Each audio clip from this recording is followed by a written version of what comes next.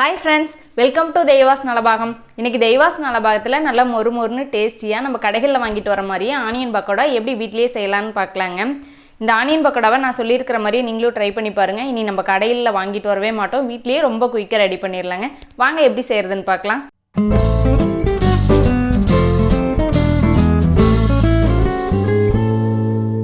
First onion pakoda செய்கிறதுக்கு நான் 2 பெரிய வெங்காயத்தை எடுத்துருக்குறேங்க. அதை வந்து 2ஆக கட் பண்ணிவிட்டு மேலே அந்த தண்டை மட்டும் அரிஞ்சிட்டு நீங்கள் இந்த மாதிரி நல்லா ஸ்லைஸாக வெட்டிக்கோங்க. இந்த ஸ்லைஸ் இப்படி எடுத்து நல்லா அழுத்தினோம்னா இந்த மாதிரி நல்லா உதிரியாக வந்துடும். இந்தளவுக்கு நல்லா உதிரியாக எடுத்து வச்சுக்கோங்க.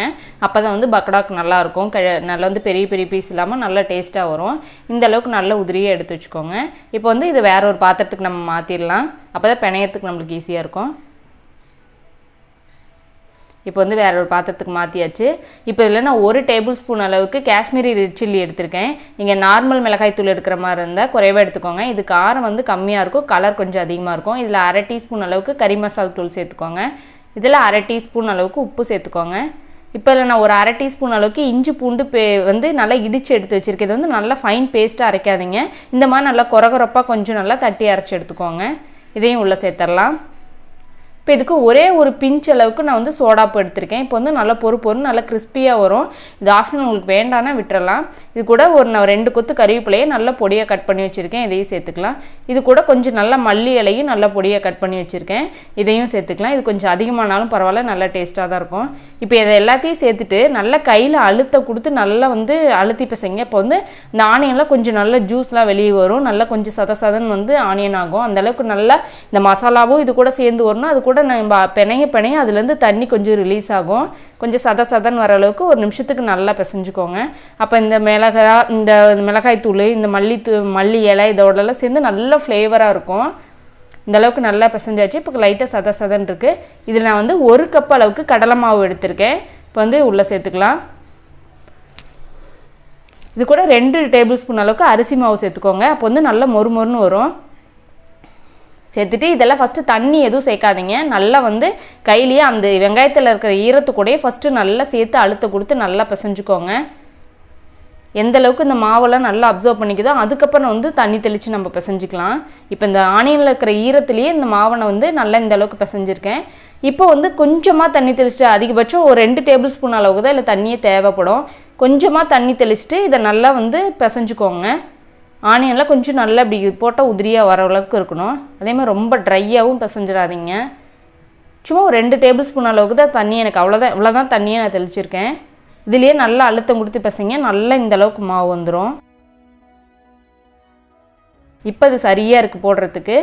எண்ணெய் இப்போ வந்து இது கூட கடைசியாக 1 டேபிள் ஸ்பூன் அளவுக்கு ஆயில் சேர்த்துக்கோங்க. சேர்த்து பிசைஞ்சுக்கோங்க. குக்கிங் ஆயில் வந்து 1 டேபிள் ஸ்பூன் அளவுக்கு சேர்த்துட்டு இந்த அளவுக்கு நல்லா எல்லாம் கலந்து வச்சாச்சு. இப்போ எண்ணெய் காஞ்சிட்ருக்கு. இப்போ வந்து இதை நம்ம எல்லாத்தையும் போட்டு பொரிச்சு எடுத்துடலாம். எண்ணெய் வந்து காஞ்சிட்ருக்கு. நல்லா காஞ்சதுக்கப்புறம் இதை மீடியம் ஃப்ளேமில் வச்சுக்கோங்க. இல்லைன்னா கரிஞ்ச மாதிரி ஆயிரும். அப்புறம் மேலே கிறிஸ்பியாக இருக்கும், உள்ளுக்குள்ளே வந்து வதக்கன்னு இருக்கிற மாதிரி இருக்கும். அதனால் மீடியம் ஃப்ளேமில் வச்சுட்டு நல்லா இதை வந்து எப்படி கையில் அள்ளி உதிரியாக போட்டுக்கலாம் நம்ம.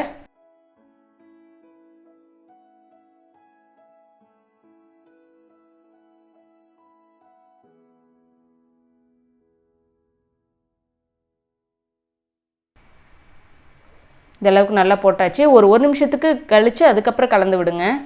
1 நிமிஷம் கலந்ததுக்கப்புறம் இந்த நல்லா ஒரு மாதிரி ஈவனாக கலந்து விடுங்க.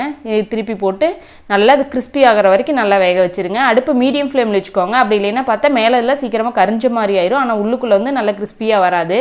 மீடியமாக வச்சு நம்ம வந்து வேக வைக்கும்போது தான் உள்ளுக்குள்ளே மேலே எல்லாமே நம்ம கடையில் வாங்கிட்டு வர அதே டேஸ்ட்லேயே இருக்கும்.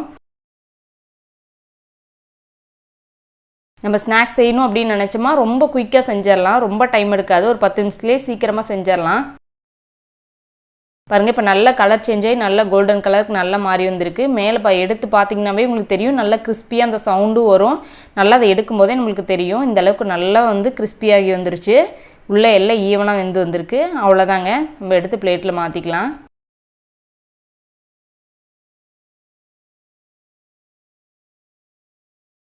அவ்வளோதாங்க, நம்ம சூப்பரான ஆனியன் பக்கோடா ரெடி ஆயிடுச்சு. இப்போ இது கூட ஒரு கொத்து கறிவேப்பிலை சேர்த்துட்டு உள்ளே நல்லா பொரிச்சு எடுத்து இப்போ அது மேலே சேர்த்துக்கோங்க. நல்லா வாசனையாக இருக்கும். அவ்வளோதாங்க, நம்ம சூப்பரான ஆனியன் பக்கோடா ரொம்ப குயிக்காக ரெடி ஆயிடுச்சு. நீங்களும் இந்த ரெசிபியை வீட்டில் ட்ரை பண்ணி பாருங்கள். உங்களுக்கு பிடிச்சிருந்துச்சுன்னா லைக் பண்ணுங்கள், உங்கள் ஃப்ரெண்ட்ஸுங்களுக்கும் ஷேர் பண்ணுங்கள். நம்ம தெய்வாஸ் நலபாகம் சேனலுக்கு சப்ஸ்கிரைப் பண்ணுங்கள்.